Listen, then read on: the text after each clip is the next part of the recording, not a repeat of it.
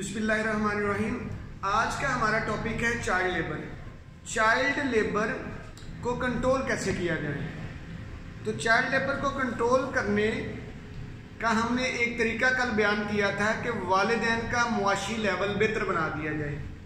अगर वालिदैन का मुआशी लेवल बेहतर होगा, उनके पास रुपए पैसे मुनासिब अंदाज में होंगे, तो वो अपने बच्चे की तालीम पे खर्च कर सकेंगे। अब पहला स्टेप हमने डिस्कस कर लिया था। अब दूसरा स्टेप है कि वालिदैन के अंदर तालीम दिलवाने का शऊर भी होना चाहिए। अब ये मुश्किल काम है वैसे, क्योंकि हमारा मुशाहिदा ये है कि लोग मुख्तलिफ तरह के होते हैं। कुछ लोग ऑटोमेटिकली मोटिवेटेड होते हैं, उनके पास वसाइल हों या ना हो, वो जो काम करना चाहते हैं वो उस काम में जुट जाते हैं। और कुछ लोग कायल हो जाते हैं, और कुछ लोग ऐसे होते हैं जिनके किस्मत में, जिनके नसीब में हिदायत होती ही नहीं है। ठीक है, तो अब हम दूसरी किस्म के लोगों पे बात कर रहे हैं।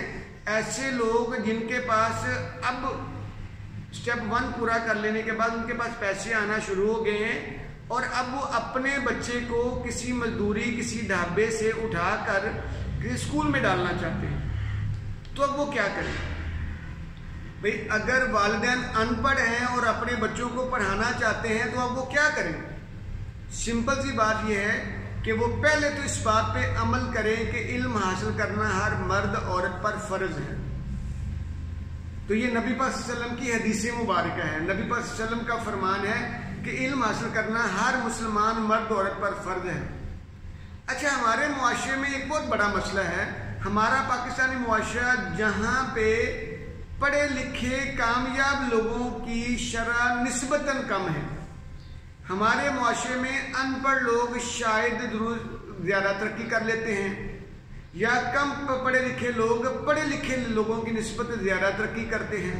तो ऐसे मुआशरे में इल्म के फ़ायदे कैसे बताए जाए? तो इसके लिए सिर्फ हम यही कह सकते हैं कि भाई, इल्म आपको एक अच्छा इंसान बनाता है। जब आप अच्छे इंसान होंगे तो आप अच्छे वर्कर होंगे, आप एक अच्छे बिजनेसमैन होंगे, आप एक अच्छे कारोबारी आदमी होंगे। अगर आप अच्छे कारोबारी होंगे तो आपको दोहरा फायदा होगा। आप पैसा भी अच्छा कमाएंगे और आप उस पैसे को पॉजिटिव अंदाज में खर्च भी कर सकेंगे। यानी आपकी दुनिया भी अच्छी हो जाएगी और आपकी आखिरत भी अच्छी हो जाएगी। तो हमारा काम वही कुरान पाक की आयत के मुताबिक है कि कुरान पाक की आयत का मफहूम है कि अल्लाह तबारक व तआला फरमाते हैं कि ए नबी, आपका काम, ए नबी, आप इन पर निगरान नहीं हो, आप इन पर निगहबान नहीं हो। एक तर्जुमे में लिखा है कि आप इन पे थानेदार नहीं हो। आपका काम तो सिर्फ पैगाम को पहुंचा देना। तो हम भी ये पैगाम पहुंचा रहे हैं कि भाई, अपने बच्चे को चाइल्ड लेबर में ना फंसाओ, खुद थोड़ी सी एफर्ट करो, बच्चे को तालीम की तरफ लेके आओ। तो पहली बात ये आ गई कि बच्चे को तालीम दिलवाना बहुत ज़रूरी है। अब अगली बात ये आ गई कि वालिदैन अनपढ़ हैं, तो अब वो अपने बच्चे को उन्होंने मजदूरी से उठा के स्कूल में डाल लिया। अब क्या करें? अब पहला ये काम करें कि अब बच्चे के असातिज़ा के साथ मिलते जुलते रहें, उनके राबते में रहें। उनको साफ कह दें कि सर, हमें बच्चे को पढ़ाना है, लेकिन हमें खुद नहीं पता कि बच्चे को कैसे तालीम दिलवानी है, कौन सी तालीम दिलवानी है, और बच्चे की फीस देने के अलावा हमारी क्या जिम्मेदारी है। जब आप वालिदैन होते हुए ये काम करेंगे तो आप कामयाबी की डगर पर होंगे। तो अहम बात ये आ गई कि वालिदैन असातिज़ा के साथ राबते में रहें। मैं एक मरतबा किसी काम के सिलसिले में गुजरांवाला गया, किसी फैक्ट्री में बैठा हुआ था। मैं गेट पे बैठा, तो गेट कीपर, मैंने अखबार खोला। अखबार पे कोई अमेरिकन टीम आई हुई थी पीसी होटल में, कोई काम, कोई वर्कशॉप वगैरह करवा रहे थे। मैंने उसका नंबर लिया, मैंने कॉल किया, कॉल करने के बाद बंद कर दिया। पास ही गेट कीपर बैठा था, कहता जी पढ़े लिखे लोगों के क्या फ़ायदे हैं। देखे ना, मिनट में बहू जी ने को बात की, हमें पता नहीं। मैंने उससे बात की, फिर मुझे मौका मिल गया। मैंने कहा کہ آپ کے بچے اسکول جاتے ہیں؟ کہتا ہاں جی الحمدللہ میری بچیاں ہیں 2، ایک بیٹا ہے شاید، تو اسکول جاتے ہیں۔ میں نے کہا آپ کبھی بچوں کے اسکول گئے ہیں؟ کہتا چھڈو جی صاحب جی ساڈا کام تھوڑا، ساڈا کام ہے فیساں دینا، فیساں دے چڑھنے ہیں بس۔ میں نے کہا نہیں، فیس دینا بہت مشکل کام ہے، پیسہ کمانا بہت مشکل کام ہے۔ آپ مشکل سے کمایا ہوا پیسہ ٹیچرز کو دے دیتے ہو اور ان سے پوچھتے نہیں ہو کیا کرتے ہو۔ میں نے کہا آپ جاؤ، آپ ان پڑھ ہو تو کوئی بات نہیں، آپ جا کے ان کے ٹیچرز کو، پرنسپل کو، کسی کے پاس بیٹھ جاؤ، ان کے بولیں جی میرے بچے کیا کر رہے ہیں، ان کا کیا لیول ہے، وہ کیسے چل رہے ہیں، مجھے کیا کرنا چاہیے، میرا ماحول کیسا ہونا چاہیے، میں بچوں کی بہتری میں کیسے بہتر کردار ادا کر سکتا ہوں، میں کیا کر سکتا ہوں، میرے بچوں کو بہتر تعلیم حاصل کرنے کے لیے اور کیا کیا میرے لیے ہدایت ہے۔ میں نے 3-4 منٹ اس پہ لگائے، یقین جانو وہ اتنا میرا شکر گزار ہو گیا، کہتا بہو جی ہم نے تو کبھی یہ سنا ہی نہیں تھا، کبھی سوچا ہی نہیں تھا کہ ایسا بھی ہوتا ہے۔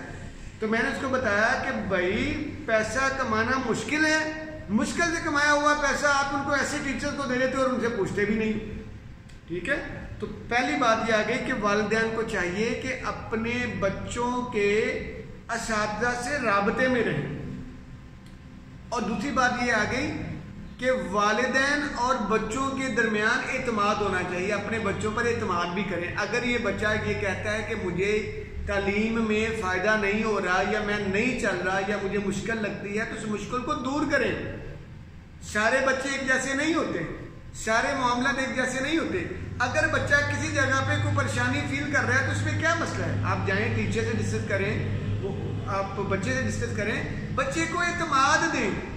جب بچے کو اعتماد دیں گے تو بچے کے اندر سے کردار نکلے گا، وہ آپ کے ساتھ چیزوں کو ڈسکس کرنا شروع ہو جائے گا۔ لیکن اگر آپ بچے کو اعتماد دیں گے ہی نہیں تو بچہ آپ کا مناسب طور پر علم حاصل نہیں کر پائے گا۔ تو دوسری بات کیا ہوگی کہ بچوں پر اعتماد کریں اور بچوں کے لیول پر جا کر چیزوں کو ڈسکس کریں، بچوں کے ماحول پہ نظر رکھیں، اور بچوں کی پریشانیوں کو بچوں کے انداز سے جانچنا شروع کریں، ٹھیک ہے۔ یہ بڑا ضروری بات ہے کہ جب آپ ایک بچے کے لیول پہ، اپنے بچے کے لیول پہ چلے جاتے ہو نا، اس ایج میں چلے جاتے ہو، then you will be able to understand the things, پھر آپ چیزوں کو سمجھنے جوگے ہوتے ہیں۔ تو خدا را بچوں پہ اعتماد کریں، بچوں کے مسائل کو سنجیدگی سے لیں، اور ان کے تعلیمی مسائل کے بارے میں ان کے متعلقہ اساتذہ سے لازمی ڈسکس کریں۔ یہی ایک طریقہ ہے کہ آپ اپنے بچے کو چائلڈ لیبر سے اٹھا کر ایک کامیاب ڈگر پہ چڑھا سکتے ہیں، چلا سکتے ہیں۔ جزاک اللہ۔